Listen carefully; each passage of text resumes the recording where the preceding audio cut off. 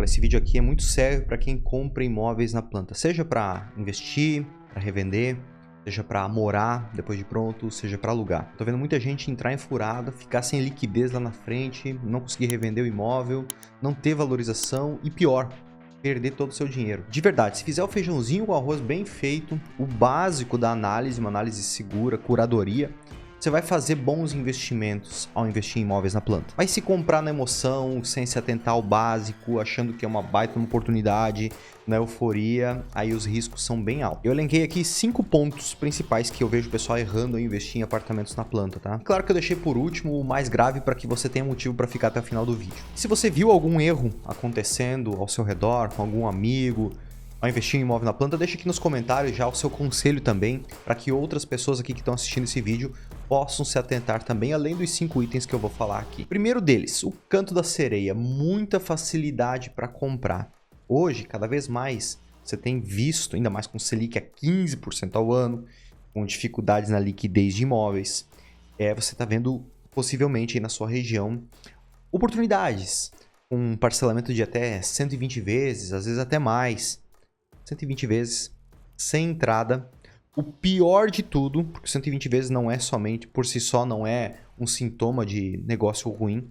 O pior de tudo, sem correção de INCC, IGPM, mais juros no pós-obra, que isso demonstra que não tem uma análise financeira por essa empresa, está sendo totalmente imprudente, aceitando muita permuta. Então, se você tem a sua casa, que você às vezes levou a vida inteira para economizar, e dar no negócio, mesmo sendo em outra cidade, e às vezes você sabe que é uma casa que não vende tão rápido, o pessoal aceita com muita facilidade, descontos fora do normal. Tudo isso caracteriza o quê? Desespero da construtora, da incorporadora, para desovar estoque e gerar movimento, conseguir vender os imóveis. Ela está precisando gerar caixa e para isso, como não foi eficiente no marketing, na estratégia comercial, na percepção de valor do produto em relação ao mercado, ou na própria saúde do seu caixa, né? Seja captando com banco, investidores ou caixa próprio, ela tem que flexibilizar muito a venda para atrair potenciais clientes. E salvo exceções, tem boas construtoras que fazem 120 vezes direto porque tem uma estratégia financeira por trás, tem um fundo, tem um banco, tem o próprio recurso e faz uma correção muito boa para ela depois de pronto o empreendimento, porque durante a obra ou é CUB ou é INCC, depois tem que corrigir por um indicador, um índice de mercado, seja IGPM ou IPCA, que corrigem o capital, custo do capital, mais um juros por aquele empréstimo, aquele dinheiro que está parado, ou o investidor, o cliente, ele está utilizando do recurso da empresa para financiar a própria casa, a própria moradia, o próprio apartamento. Então, tem que ter uma correção. Se não tem essa correção, tem alguma coisa errada. Porque se não tiver essa correção, a construtora está desidratando a margem de lucro dela. E aí não faz sentido nenhum. Então, tudo isso pode demonstrar, se tiver, claro, tudo isso incluído no mesmo pacote, isso pode caracterizar desespero da construtora, da incorporadora, para gerar caixa, para gerar liquidez. E grande parte dos clientes que não estão atentos a isso acabam achando que isso é uma ótima oportunidade e fazem investimento. Em alguns casos, essa construtora vai puxar, vai esticar, vai dar um jeito, ela vai entregar o empreendimento.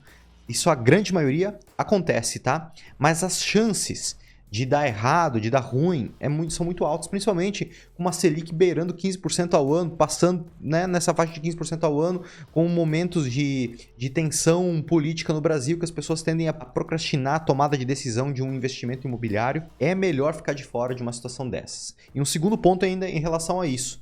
Se é fácil para você comprar uma entrada de 5%, 10%, um saldo parcelado em 120 vezes diretas, e você tem o interesse em revender esse imóvel depois de pronto, também vai ser fácil para quem quer comprar lá na frente. Comprar direto da construtora, do seu concorrente, né? Com um fluxo de pagamento melhor do que o seu, porque você não tem condição para fazer um fluxo tão longo quanto uma construtora. Aí, você que está comprando para revender como um investidor, o seu repasse fica comprometido numa situação dessas, tá?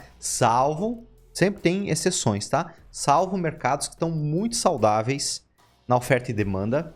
E aí você, nesse caso, num parcelamento de 120 vezes, vai ser um golaço para você, porque aí você expôs pouco capital durante a construção e você repassou o saldo devedor para o cliente, para quem for comprar de você, mais um ágio por esse repasse, o teu lucro, né? Além do valor que você já desembolsou. Se tem uma forte demanda por pessoas, por famílias querendo comprar imóvel perto do término da construção, para morar, para veranear, para usufruir, para alugar, aí você vai repassar bem. Caso contrário, não. Mas esse é um tema, é um outro item aqui. Para fechar esse primeiro ponto, qual que é o impacto? Qual que é o risco que você tem aqui nessa operação? Risco de um atraso absurdo na obra, porque parece que a empresa não está saudável financeiramente, tá? E eu tenho incorporadora, então isso eu estou olhando de dentro. Eu sei a saúde financeira, né? Às vezes a pessoa ali, o incorporador está numa situação financeira ruim, ele está se debatendo, e aí isso pode caracterizar um atraso de obras com essas condições de compra que você vai ter, até mesmo um abandono de obra, e esse é o mais grave. Porque aí você, juntamente com os demais condôminos, os demais investidores, vão ter que assumir o término da construção. E aqui já vem um ponto que vai resolver muito isso. Se essa incorporadora faz financiamento do empreendimento com bancos, quais bancos? Caixa, Banco do Brasil, Bradesco, Santander, os bancões, principalmente, tá? Inter tá entrando, alguma cooperativa de crédito, mas não é o negócio deles. O negócio desses bancões sim, principalmente Caixa e Bradesco tem mais essa linha. Itaú não tem, ele financia muito poucos empreendimentos imobiliários. Se o empreendimento está sendo financiado, meu amigo, banco não resgata ninguém da Bacia das Almas. Banco não é Madre Teresa de Calcutá. Banco não entra em empresa quebrada ou sem governança, sem estrutura. Banco só entra em empresa saudável, em produto saudável, em empreendimento saudável, e se eventualmente essa empresa que se demonstrou saudável quando contratou o financiamento não honrar a entrega do empreendimento, o banco finaliza a construção, tá? Mas a probabilidade, a chance de ele entrar numa operação dessas é muito baixa. Então, um macetezinho aqui para você, se você vê lá uma placa de banco, antes mesmo do começo da construção, porque pode ser que a construtora já tenha contratado o financiamento, ou durante, a probabilidade de você fazer um investimento seguro é bem alta, mesmo que tenha um parcelamento em 120 vezes, beleza? Segundo ponto, erro que você deve evitar, fazer investimento em empreendimento sem registro de incorporação. Aqui também tem alguns asteriscos que nós temos que analisar, tá? Mas o que é o registro de incorporação? Além de ser um número que vai lá no rodapé de um outdoor, de um material de vendas, né? Isso aí vai proteger você, dado que esse empreendimento ele está publicamente detalhado lá no registro de imóveis do que será construído naquele terreno, tá? Então, o empreendimento vai ter X vagas de garagem, de tais tamanhos, salas comerciais, tamanho de apartamento, quantidade de apartamentos, materiais de acabamento, qual que é o memorial descritivo desse empreendimento. Tudo isso para que você não esteja comprando gato por lebre, esteja assinando um contrato ali com a construtora, mas no final das contas lá na matrícula do registro de corporação é outra coisa. E aí eles não te entreguem o que foi combinado, no mínimo que foi combinado. Mas a matrícula e o registro da incorporação ele serve justamente para isso. Para que você olhe naquele documento e você veja, poxa, eu estou comprando gato por gato, ou lebre por lebre. Estou comprando realmente o que eles estão me vendendo é o que eles vão entregar. Isso te dá tranquilidade, tá? Agora, o que acontece? A prática de mercado. São as construtoras fazerem reservas de unidades antes do registro de incorporação. Isso é possível, tá? Para investidor que já está acostumado com esse mercado, e eu sou um incorporador que os investidores nos assediam para investir antes mesmo da compra do terreno, olha só.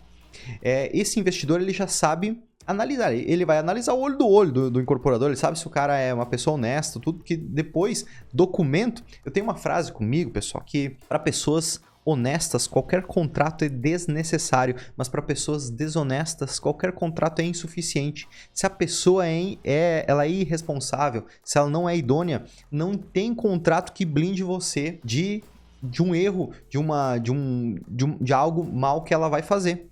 Agora, se são pessoas, o tratamento entre comprador, vendedor, enfim, entre as partes é idôneo, é legítimo, são pessoas do bem, não precisa nem de contrato, vai no fio do bigode, mas claro, existe aí o registro de incorporação para formalizar, isso é importante, né? É importante estar formalizado. Então, existe a prática de mercado de reserva de unidades antes do registro de incorporação, que vai desde antes da compra do terreno, para capitalizar a aquisição do terreno.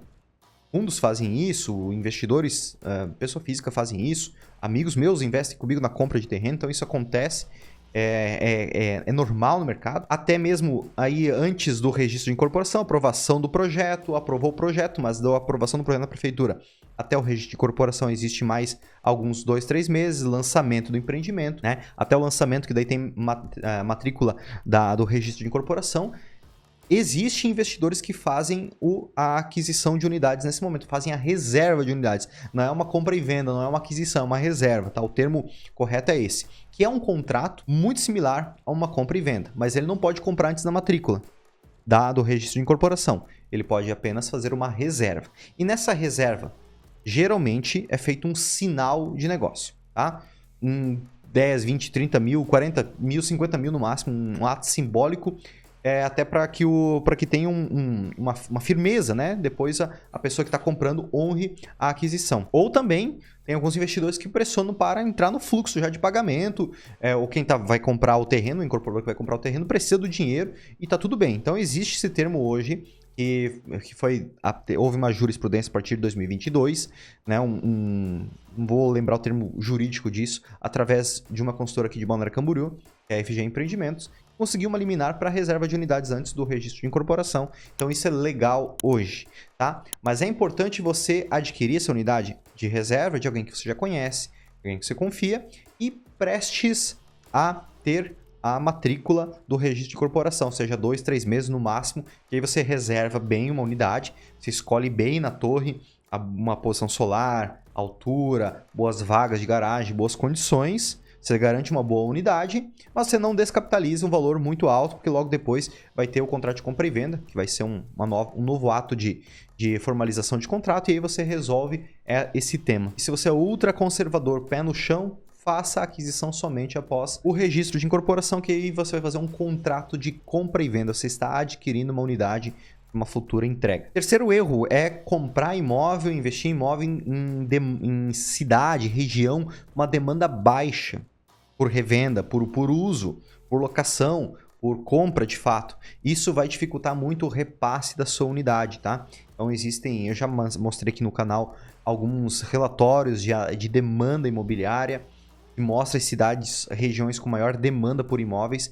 Busque investir nessas regiões que você vai ter maior liquidez. E quando se tem liquidez, bom repasse das unidades, você também tem maior valorização. É a regra básica universal da lei da oferta e demanda, tá? Então, quando tem alta demanda, você encontra saúde do mercado. O mercado está saudável, tá? É por isso que, por exemplo, eu estou investindo já nos últimos anos em Balneário Pissarras, que fica próximo aqui, Balneário Camboriú, perto do Beto Carreiro, próximo de Joinville, entre Balneário Camboriú e Joinville, justamente porque tem uma alta demanda, tem uma perspectiva futura muito boa na cidade, tem uma ótima revenda, vende bem, vende saudável, e você deve encontrar e investir em regiões assim. Inclusive, se você quer investir comigo e com a CP8, você tem um link aqui na descrição, nos comentários também tem esse link, para você fazer uma aplicação para investir com o Leo com a CP8, e aí alguém do meu time ou corretores parceiros vão entrar em contato contigo para te apresentar os empreendimentos da CP8, para você fazer investimento na planta de maneira segura, eficiente, saudável, para que você possa multiplicar seu patrimônio. Quarto, cuidado, ponto muito importante que você deve ter aqui, atenção ao investir em empreendimentos de incorporadoras que lançam vários empreendimentos, quase que simultâneos, 2, 3, 4 no ano, mas não começou nenhum ainda. Mais uma vez, toda regra tem sua exceção. Então, vamos analisar com atenção, tá? Isso pode caracterizar um efeito bola de neve, que é lançar um empreendimento futuro para pagar o anterior, porque o anterior a conta não está fechando, tá? Esse é um erro que acontece muito no mercado, um cuidado muito grande, tá? Isso dá certo, dá certo, dá certo, dá certo, dá certo, e dá errado. É dar errado, né? Então lança o empreendimento, capitaliza o empreendimento e passa o dinheiro para o outro empreendimento para acabar ele. O regime especial de tributação para bonificar as incorporadoras com uma redução de custo de carga tributária pede que a incorporadora faça a adesão ao patrimônio de afetação. Léo, que nomes estranhos, patrimônio de afetação, o que quer dizer isso aí? Nada mais é que uma folha A4, um documento que o incorporador, após o registro de incorporação, ele protocola lá no registro de incorporação para aderir ao patrimônio de afetação e segregar aquele empreendimento, aquele próximo empreendimento, da massa da incorporadora ou de outros empreendimentos. Ou seja, cada empreendimento tem a sua própria contabilidade, tem seu próprio caixa e não deve misturar um caixa com o outro. Tá? Na prática, isso acontece muito, tá? Porque existem desequilíbrios entre caixa das empresas. Às vezes um empreendimento vende mais, outro vende menos, então um ajuda o outro. Mas isso, ao longo do tempo, demonstra falta de governança de uma incorporadora. E se cada um tiver o seu caixa segregado, apartado um do outro, vai te dar mais segurança, tá? Então evite fazer um investimento no empreendimento de uma incorporadora quando tem um lançamento anterior com 10, 15, 20% de unidades apenas vendidas. Isso demonstra até irresponsabilidade incorporadora, salvo cultura aí da sua região, de que a grande maioria das pessoas compram imóveis durante a construção. Aí é cultural. Então tem essa sensibilidade na análise, tá? Às vezes a incorporadora no lançamento ela vende 10, 20% no máximo e vai vendendo os outros 80% ao longo da obra. Aqui na região onde eu atuo é o inverso, tá? E isso, se você investe no litoral norte de Santa Catarina, busque investir em construtoras que no lançamento, no pré-lançamento e no lançamento, vendam aí 50%, 70%. Tem gente que é mais cuidadoso ainda, construtoras mais conservadoras que só lançam um próximo empreendimento quando o anterior vende 80%. E ainda seguram umas unidades para vender durante a construção. Por quê? Porque existe pode vir uma pandemia no meio do caminho e o custo de construção saltar, desidratar a margem de lucro, porque o custo da construção salta, mas a correção de CUB e INCC ela não é fidedigna de fato ao que aumenta no custo efetivo lá da obra no dia a dia, tá? Então, essas unidades de estoque que são vendidas durante a construção, elas são justamente para contrabalancear esse aumento de custo da construção. Se aumentou o custo da construção, aumenta o preço de venda das unidades. E esse lucro a mais dessas unidades de estoque, desses 20%, 30% que são vendidos durante a construção de obra, elas são nada mais do que para pagar o aumento do custo da construção e manter uma margem de lucro saudável para a incorporadora, tá? Isso raramente você vai ver no mercado. É interessante a gente bater um papo aqui no YouTube, porque esse é o tipo de informação que você não veria, porque são bastidores do dia a dia da incorporação imobiliária, mas é importante você ter essa atenção, tá? Então, salvo uma cultura aí da sua região de que a grande maioria das pessoas compram imóveis somente durante a construção, não invista no empreendimento, na planta, no lançamento, no pré-lançamento, quando tem outros estando nessa fase também de lançamento com um percentual de unidades baixíssimas de venda, beleza? Um macetezinho aqui também é você analisar empreendimentos anteriores dessa construtora, se entregou no prazo, estão entregues, se atrasou demais, para que você possa tomar a melhor decisão. E agora vamos para o quinto ponto aqui, que é importantíssimo, que, nossa, isso é um erro clássico e por mais que eu possa compartilhar com você, o pessoal vai continuar fazendo, tá? É só olhar a parcela e não analisar o todo daquele empreendimento antes de tomar a decisão, tá? A grande maioria das pessoas no Brasil, e talvez nos outros países também, mas eu não tenho repertório para dizer isso, elas vão tomar a decisão de um investimento baseado se a parcela cabe no bolso e não em relação a todo o contexto desse negócio. Então sim, você tem que analisar se a parcela cabe no seu bolso, não vai ter como investir. Mas esse é a ponta do iceberg. Depois, o valor total daquele empreendimento, ele está adequado ao preço de mercado? Adequado ao produto que está sendo ofertado? Porque o que pode acontecer é uma incorporadora, ao invés de vender um produto por R$1 milhão, ela vender por R$1.200.000, mas facilitar muito a entrada, o parcelamento, ficar um saldo muito grande lá para a entrega das chaves. Isso pode acontecer, tá? Então, o valor total tem que ser analisado. Outro ponto, o reajuste das parcelas. Também é importante você cuidar. Durante a obra é CUB ou INCC, isso está prescrito em lei. E depois aí vai ter uma correção por IGPM, por mais um juros, né, de 0,5%, 0,8% até 1% ao mês, dependendo de como estiver nossa Selic para aquele capital. Beleza, isso é em relação à forma de pagamento. Mas e planta? Você analisou? Você analisou a disposição, a tipologia da planta que você está comprando no apartamento? Ah, não, isso não importa, eu vou revender. Tá, mas quem for comprar de você vai analisar a planta. Vai pisar lá na obra para ver se realmente a disposição dos ambientes está do agrado dela. Se a vista tá boa, se a posição solar tá boa. o número de elevadores, se não vai ser um problema, porque daí eles vão gerar objeção em relação ao produto. Talvez você não, como investidor, você só está olhando o metro quadrado. O erro, esse quinto erro aqui, é só analisar preço do metro quadrado. Meu Deus, isso é uma preguiça de análise, é uma análise tão superficial, e nós, seres humanos, você e eu, nós somos preguiçosos. A gente quer atalhos, Então a gente quer só analisar um ponto e beleza, é bom ou ruim? Calma aí, o valor do metro quadrado sim é bem importante, mas não só ele. Por que tem empreendimentos que vai ter um valor de um metro quadrado mais caro, mas que está agregando muito mais valor? Porque tem mais no elevador, por exemplo. Porque tem uma vaga de garagem melhor ou tem mais vagas de garagem. Porque o padrão do empreendimento é superior. Por exemplo, nós da CP8 a gente faz certificação LEED e WELL, que atestam a qualidade, a sustentabilidade, o conforto, o alto padrão do empreendimento. É um outro tipo de vidro, é mais espesso, é duplo, é laminado. Tem mantas entre lajes para reduzir ruído, para evitar ruído entre lajes, não ouvir o vizinho de cima caminhando ou indo no banheiro. Esse tipo de coisa, na planta, as pessoas acabam não olhando. Então veio o preço do metro quadrado, tá, sei lá, 5, 10% mais caro. Pô, tá muito caro. Com base em quê? Porque às vezes está um pouco mais caro, você faz um investimento maior, você gera liquidez maior lá na frente, porque quem for visitar aquela obra, a percepção de valor do cliente vai ser maior. Ele vai visitar, ele vai ver mais valor e ele vai pagar mais caro.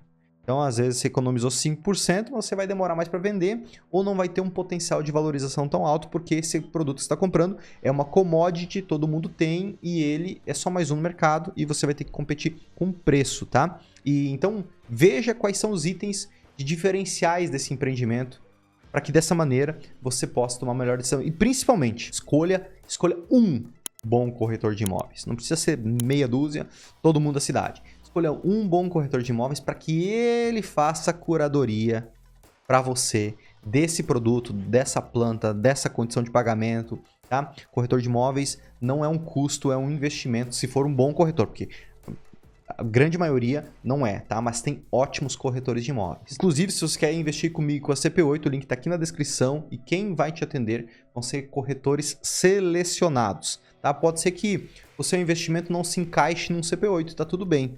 Esse corretor ele vai poder te apresentar um outro produto de outra empresa, mas ele vai fazer essa curadoria para você e não você olhando uma tabela de vendas numa apresentação do empreendimento, tomar a decisão se é um bom produto ou não. Deixa que o corretor faça esse trabalho por você. Então faça a sua aplicação aqui embaixo e eu te espero junto comigo e com a CP8 nos próximos empreendimentos nossos.